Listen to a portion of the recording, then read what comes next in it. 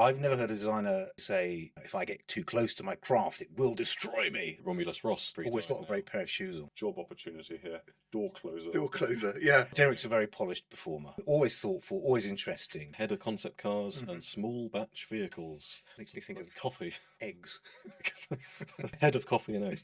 It seemed like we discussed everything apart from car design.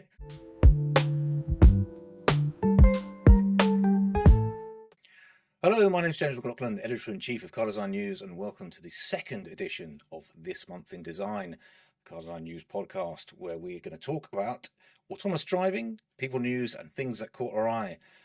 And to help me on this journey of 30 minutes or so, it's Freddie Holmes. And what a journey it's going to be. What a journey. Strap yourself in. Strap yourself in and set your face to stun. Strap your ears in. Freddie, how are you? I'm okay. I'm good. I'm quite tired, but you know, it's going to be raring to go. You are recovering somewhat from illness, but I put that down to your travels. Yes, actually. I caught some sort of strange German bug, I think, going over to see UE Studios, which you'd imagine kind of like when Spider-Man is bit by the spider, you get these powers. Mm-hmm. I don't have a superhuman power for being on time. I was quite late today, so we're in a bit of a rush, aren't we? That's all right. That's all right. But that was to see Jürgen Udelhoffen and his team, and they had a project that they were unveiling for the first time. Project Sue, which is not a person, it's a shuttle. Mm-hmm. It's very interesting actually. So it's one of many shuttles we've seen over the years, but this one is probably the most designy. Let's say it was Right. very aesthetic, pleasing on the eye. Typical sort of bi-directional design, symmetrical from front or rear. That was really nice. The only thing with that is a lot of these shuttles do their pilot program and then they don't really go anywhere. Yeah, well, literally don't go anywhere. Exactly. Yeah. So as exciting as it is, I'm still a little bit hesitant to sort of to see where that goes. But as a piece of design, you know, piece of sculpture, it's lovely to look at. I mean, I think UE Studios, they're big supporters of CDN, but I think Jürgen always comes up with fairly interesting things. He's got such good relationships with the industry. I'll never forget the time he dangled a car from a crane outside the Munich Drivers Club. So if anyone was going to make a decent stab, I think, at something along these lines from a supplier side of things, it was going to be him. Yeah, travels have been interesting. For my part, I've been not so far away. I've been to Oxfordshire to see MG for the launch of the MG4 Urban. How was that? Which it was nice. It was a very nice venue. They've softened the design language somewhat from the MG4. It's a big seller for them. The small electric only hatch. Lighting signature has been softened from the sharp angular headlights that they had before. The rear's been softened as well. Interestingly, they've taken the directional arrows that you see on the Cyberster, which I was never that keen on, and they've rotated them up 45 degrees, so they point outwards from the car, but they're less what's the word? I think it's an improvement. Let's just put it that way. Okay. So it's a facelift rather than a new generation. No, it's a different variant basically. Okay. The Urban is a sort of slightly lower price point. I mean, they are incredibly competitive, but they sell phenomenally well, and it was a very competent execution. Obviously, the Halo car is a Cyberster, and we still want to see the Cyber GTS. I keep seeing the Cyberster on the road actually. Yeah, I've seen a few of them. It's good to see that there's an appetite for them. And Jozef Kaban was there, who's their newish, I suppose now, but he reports to Xiao, and he's quite a spiritual man, isn't he? He's very passionate, and we had a long interview where we discussed everything. It seemed like we discussed everything apart from car design, or we did talk a little bit about the role about the role of the chief designer and how to give his team space to be creative. We talked about art, Van Gogh. I've never heard a designer actually say to me, if I get too close to my craft, it will destroy me. Like, it's quite profound. Yes, yeah. Which is it's Shakespearean. Shakespearean. Yeah. Sort of vaulting ambition and precarious nature of someone who feels his craft very, very deeply. But it was fantastic to talk to him. It says in my notes to smoothly transition into the autonomous theme. Seamless. Seamless. Absolutely seamless from Van Gogh to... But yes, the monthly theme has been autonomous driving this month. Well, this month, by the time you watch this, but it is February as when we're recording this, and we've been looking at autonomous driving design in its various forms, which is why, of course, you were going to see Jürgen and his team for Sue. We also spoke to Derek Jenkins. Yes. What did Derek say on? Derek's Derek's a very polished performer. Yes. He is consummate when you come to him. Always thoughtful, always interesting. But he did point out, and I quote. Well, I will quote, but I've got the wrong page. But I will quote: in a Lucid, I can go hands off, but I'm not supposed to be eyes off, and certainly not mind off, which is where we're all at, I guess, with driving today.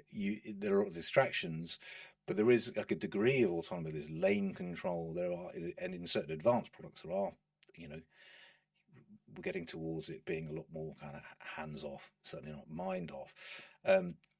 I guess his point was they're designing in a degree of autonomous capability into the product.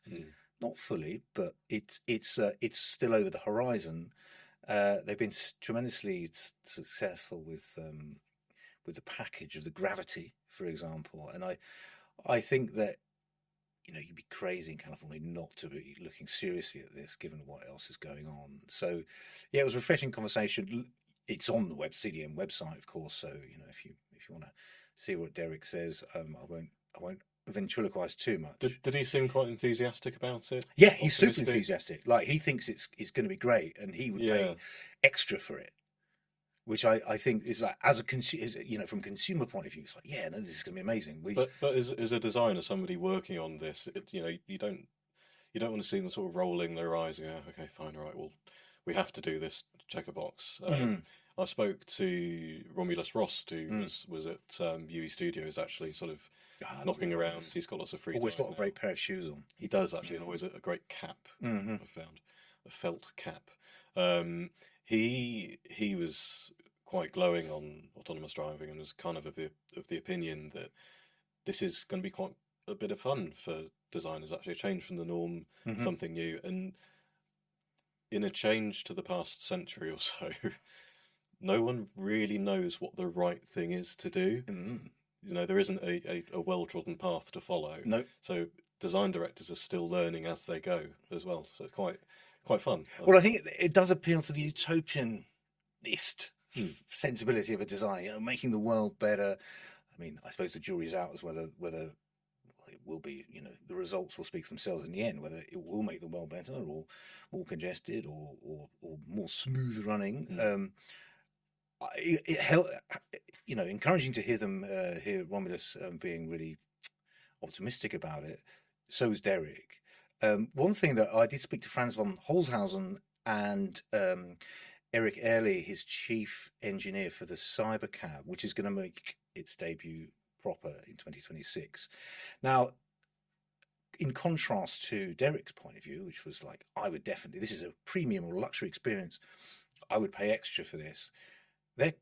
Those guys are coming out from a completely different angle, democratizing autonomous transport, democratizing the idea that anyone can get a pod and it can be tailored to your. But it's not a pod, is it? No, it's not a pod. Yeah. No. Which I think is really interesting. No, you're very, very right, and I will get told off by friends if I refer to it as a pod, because they are very clear about this is not another toaster design. This is going to be svelte, and it's going to have a strong line, and it's got a rear wheel that's bigger than the front wheel. And anyway, the idea is that these things will be everywhere, and a very sort of Fordian ideal. The idea of the Model T was democratizing transport for all, replacing the horse. This has got the same sort of ambition, which sort of runs counter to what Derek's talking about. I don't know. As you say, it is uncharted territory, and then we'll soon find out in the next 10 years or so what it's going to be, I suppose. I don't want to harp on about autonomous driving too much, but I just wanted to note a few things that stood out to us, because we've done, I don't know, maybe close to feels like close to 10 stories maybe this week on autonomous driving. I'm ready for autonomous driving to sort of well, I'm ready for the next one. Ready for the next one, yeah. I Which feel like will be digital tools next month. Interesting to know that CMF was a topic that emerged. Designers are thinking about how that will change from passenger driven car to an autonomous car, heightened focus on materials, more aware of your space, and then also sensors. You know, at the moment we're really trying to hide them. Yep. Certainly on upmarket cars where you've got with varying degrees of success, it must be said. Yeah. Some we've seen, Tensor, I believe, who Luce, our assistant editor, spoke to. They designed the car based on where the sensors will best see the road. So it does look a bit like a sedan, but it does have slightly funky proportions, so that the LiDAR can see as far down the road as it can, and the cameras are best positioned and what have you. So that was quite interesting. Funky proportions in a James Brown sense, Freddie, or funky proportions? Yeah. So there's a lot going on, but do head over to the site. Not you head over to the site and fill your boots. Yeah. Brilliant. Actually, seems like an opportune moment to bring on our guest star, which is design consultant and tech expert Robert Forrest, who he was at CES this year. He's not going to talk about that, but he's going to talk about autonomous driving and what that might mean for brand experience. So let's welcome Robert.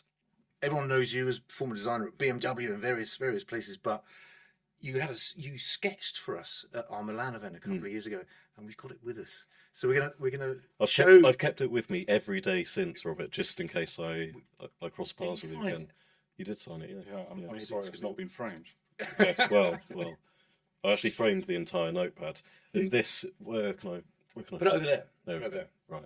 There Camera 2. There we go. Yes, I think that's probably when we get onto this subject, exactly what designing AVs is not about, which is not about the surface, but about the system. But but that's it. It's about. I mean, there are we were talking just now about luxury experience and premium experiences versus kind of a Fordian ideal of democratizing autonomous transportation.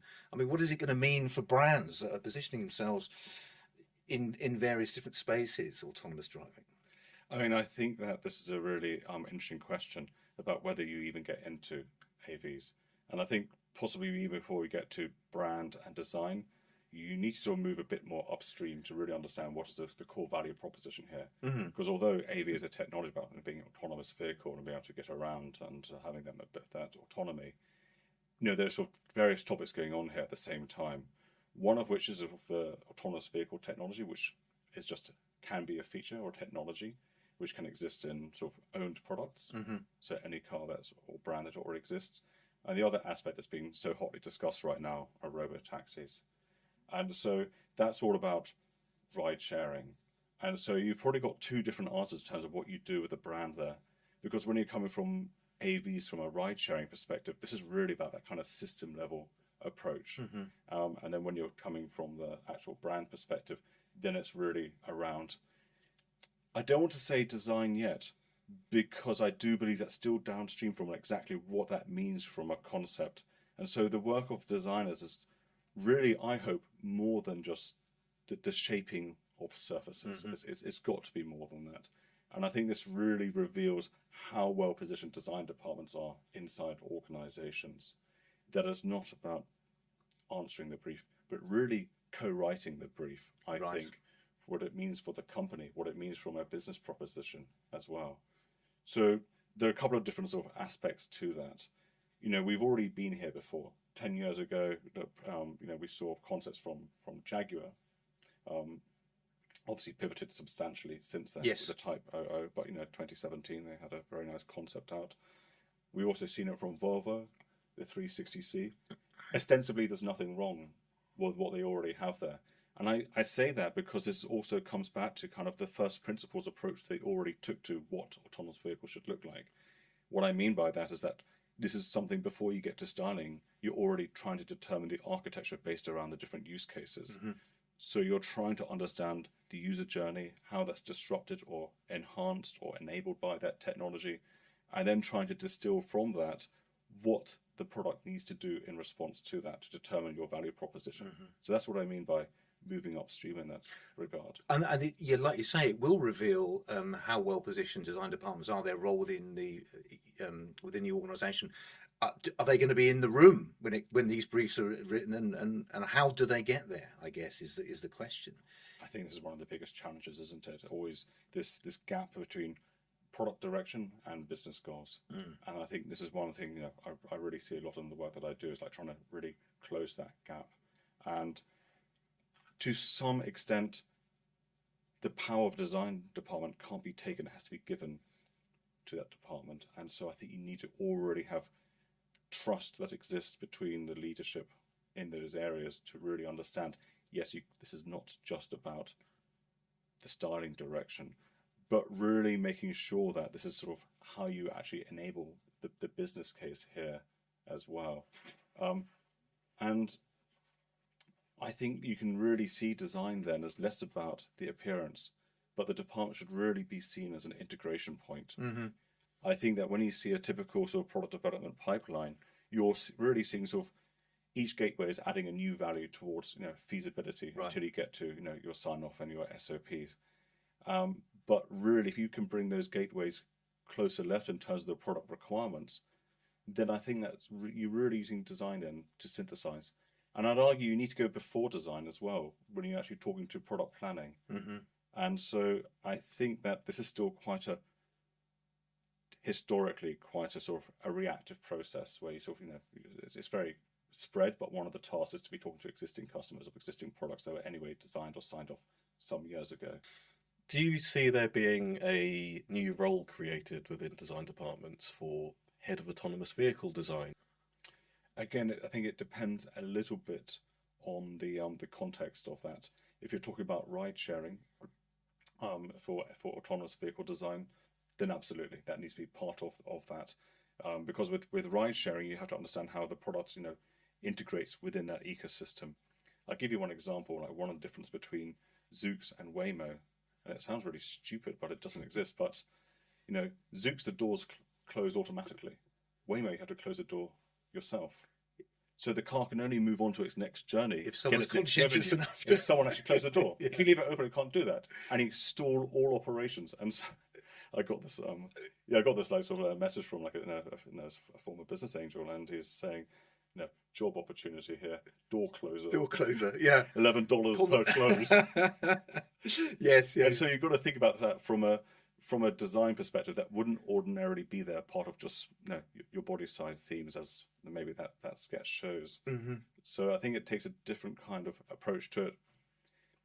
It almost comes back to some of the tension that we saw maybe around how human-centered design fits within styling departments.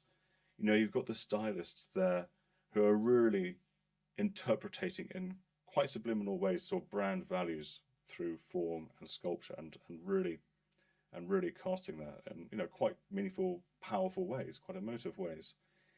But I think from an autonomous vehicle perspective, at least particularly with a fleet context, then you're really looking at it from a user perspective and how that recurs. I think that we'll probably see a sort of a broader impact that may negate the need to actually have a specific autonomous vehicle design department. Right.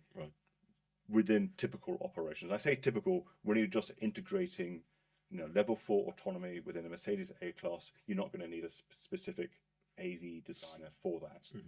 But, you know, one thing you do see, particularly with Mercedes interiors since the late 90s, is that it almost feels already with the interior, and I think the interior is, you know, it's going to be an area for big changes, that it feels like the steering wheel has been added at the end, that it's almost designed almost AV first in that sense, where you have this kind of a neutral stage that's more about the sculpture and the feel and the value and the materiality, and then the wheel comes after that, whereas other brands maybe start the steering wheel and build around that instead. So maybe that there is a shift there in that sense, but I think that's maybe more from a strategic and maybe architectural perspective rather than necessarily an operational one at this stage. Interesting.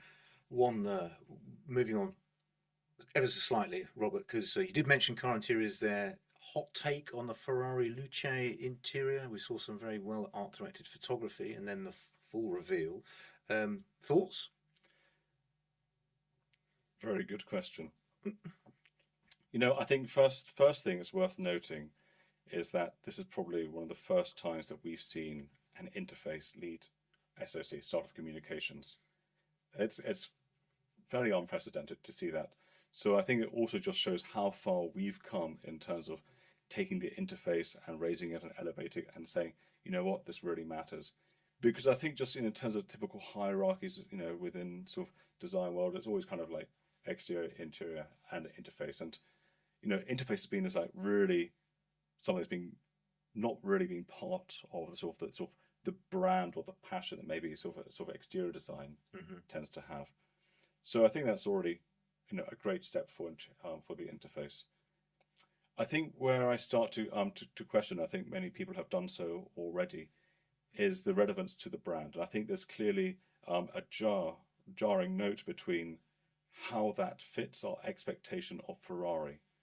And this expectation is driven by the brand, it's driven by precedent, and it's basically a narrative. This story doesn't fit the narrative. And partly why that doesn't fit the narrative, because we haven't seen the exterior, which is normally the aspect that really drives the narrative. Yeah. And so we kind of need to have that to understand the argumentation for this direction, because on its own it doesn't fit. I think that the things that we can take away from it is that we really see Ferrari really trying to push the envelope of what it really means to design ostensibly very fast two-seat sports cars. But when you're really looking at that in terms of the interface, you're trying to bring the controls to make them stable, make them visible, bring them closer to the steering wheel, and it still feels like there's a discrepancy between the switches that we have, and then they can change function according to what's on the display. In many ways, it feels a little bit like what we as an industry have been asking for.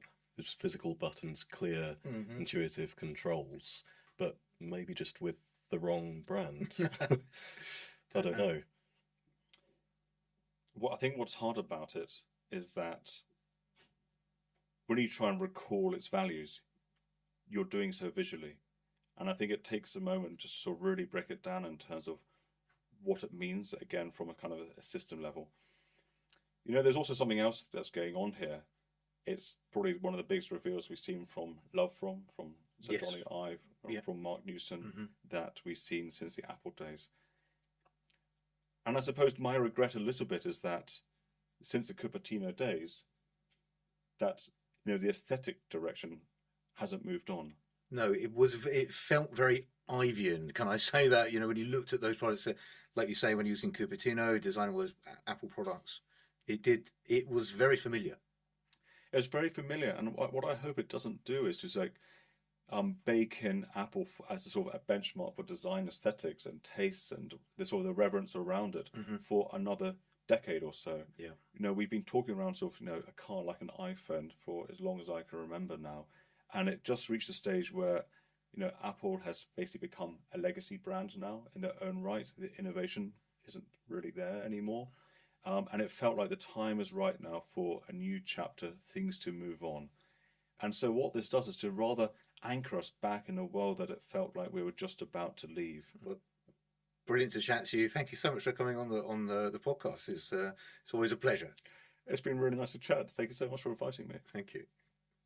Well, that was Robert Forrest, tech expert and design expert as well, I think it's fair to say. People News, Freddie. Yeah. What's been going on? Well, there's always a bit going on, isn't there, with People News. Andy Mint has been given the keys to VW Group at large, which is very exciting. Yes. He joined as head of design for passenger cars in 2023, start 2023. So that's a big step up. It's a bit of a shift, isn't it? Because Michael Mauer is stepping down from Porsche, and now entirely. And off into the sunset or wherever he may appear next. And Tobias Schulman is going to be heading up Porsche. So that's kind of a reshuffle of Volkswagen. Then there's a bit what else? Shuffling of the chairs with between Max Wolf and Oh yes, Raul Max Perez Wolf. as Yeah, well.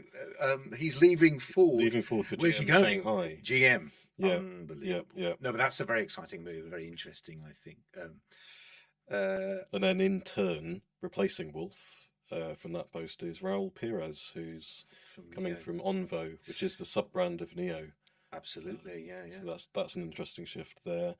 Sasha Callas as well, who we haven't spoken to yet, but hopefully we will, from BMW, promoted to head of concept cars and small batch vehicles.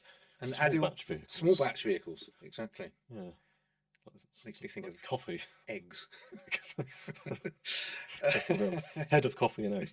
And then Adil Benwadi is staying in Munich for Leapmotor's Advanced Design Centre.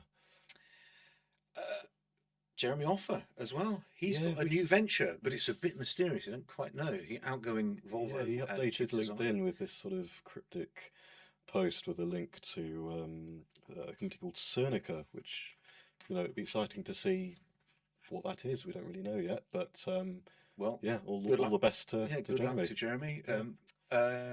BAIC. We've known about BAIC, Beijing Automotive International Corporation, I believe, if I'm correct. Anthony Lowe is their design head honcho, but they've been talking about opening a studio in Turin for a while. It looks like it's happening because they are now in a stage of recruitment, and also, Max Missoni, he keeps posting slightly poetic images of Alpina on his Instagram. Yeah, well, it's making it. Well, it's not really a comeback; it's a new era. Yes, but very interested to see what Max will do there. That's a good pairing, isn't it? Missoni times Alpina, bringing two together. Yes, good match. Big fan. Yeah, I think so. We've got high hopes for what Max might do with there. Things of note. Well, I had a Lotus Emeya for 2 weeks. You're very sad it's gone bad. I'm sad it's gone. Yeah, I think it was a really lovely thing to have custodian of for 2 weeks. Very agile for a big car. It's fast. It was super comfortable. The interior, hats off to the interior team at Lotus. It's so good. It's as good as anything I've sat in, and I really, really, really enjoyed it. It doesn't look like much else on the road as well. The form language is really interesting, I think, to the point where, you were there. I'd parked it outside the pub, obviously. Did you saw the traffic warden down the road? Yeah, traffic warden checking the car out. He didn't give me a ticket. He just said he didn't want to put a ticket on such a beautiful car. He said, "Is this a Lotus?" And you went, yes, and you went, "Okay," and walked off. I mean, this is the first. That's brand value. Yeah, that's brand value. Incredible. Slightly less glamorous. Skoda Superb. You've had that for a while. Less glamorous, but still a slight bit of glamour. I've got in my notes, not bad. Yeah, it's called the Skoda Superb, but it could be the Skoda not bad because it has things going for it. It's certainly getting more premium as a model. It's fourth generation now, but there were some mechanical hiccups. Let's say the brakes were pretty useless, frankly. But it's a nice looking thing it's evolved quite gracefully. I think they haven't done any sort of seismic shifts with it.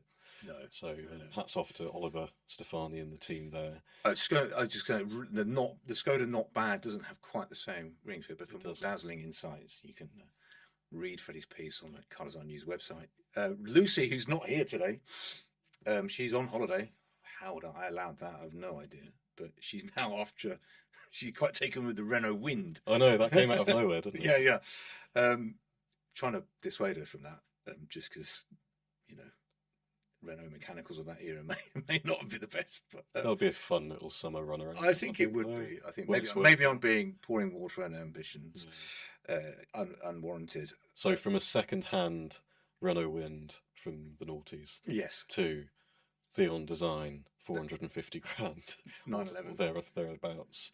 The Restamod 911. This thing. That's beautiful. Go to the website, have a look. It's absolutely incredible. It's an insane amount of money, really.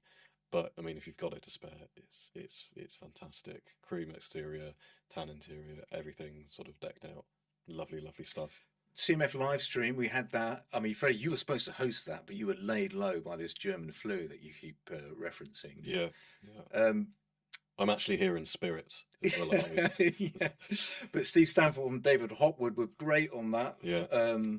But from your perspective, you watched it. I did. I was a good employee. I watched it all the way through. In pain of death. You were behind me with no, there was a bit that stood out to me. We're talking about the topic of black mirrors, I guess, these screens, touch screens in the car.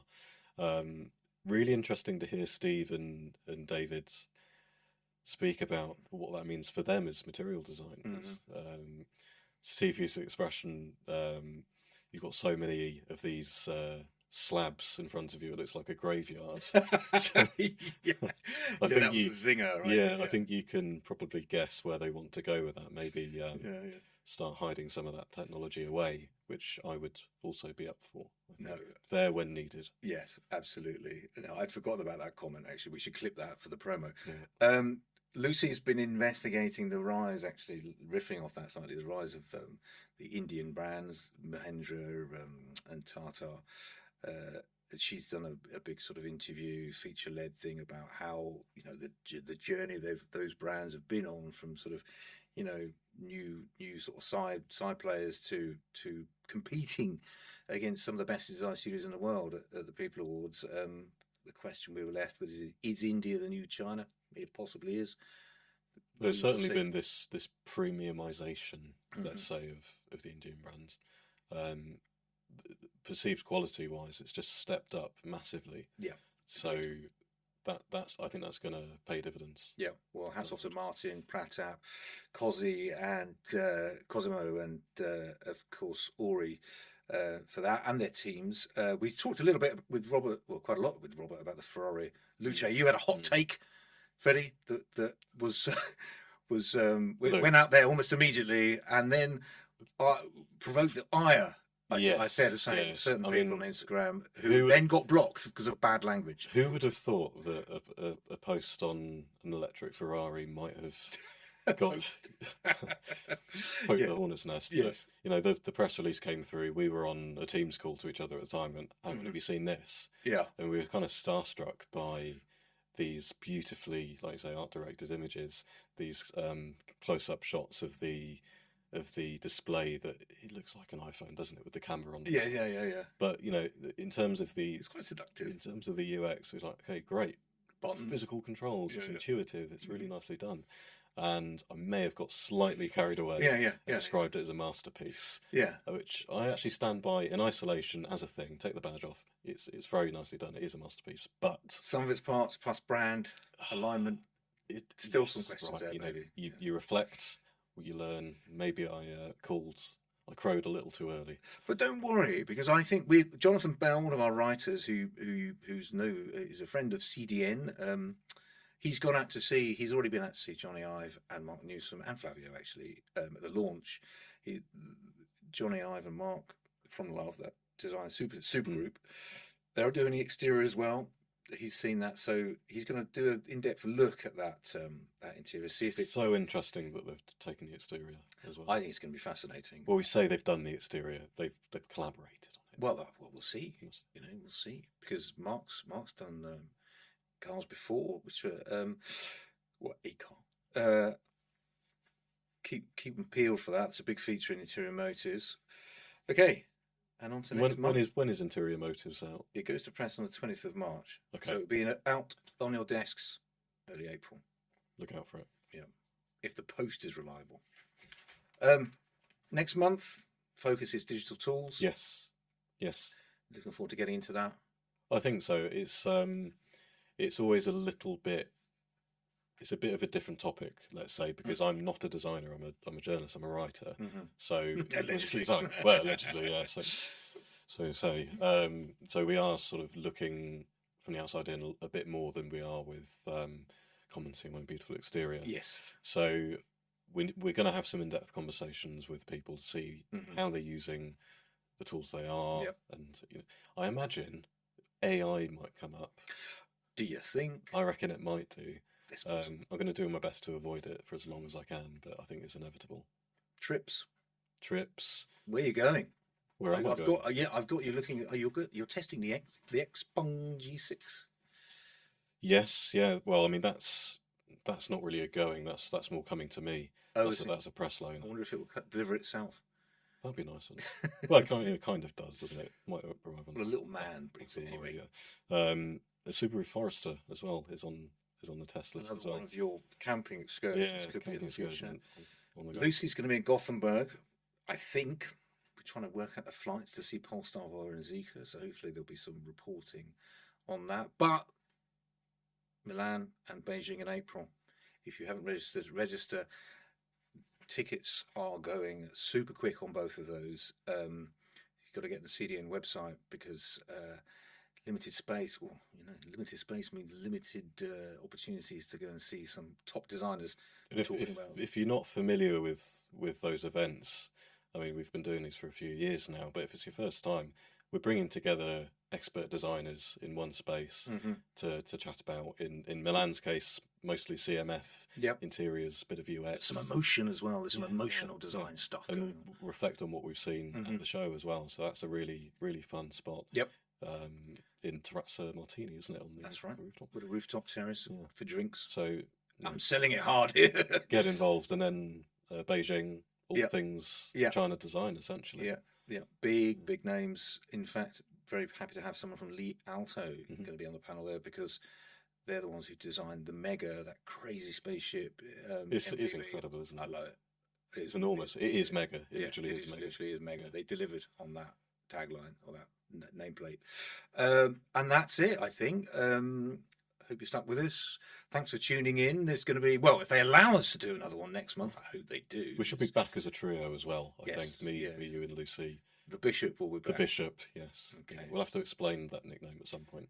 We'll let that linger. Yes, let that one sit. And then, tune in next month. But yes, thanks for joining us, and we'll see you soon. See you then.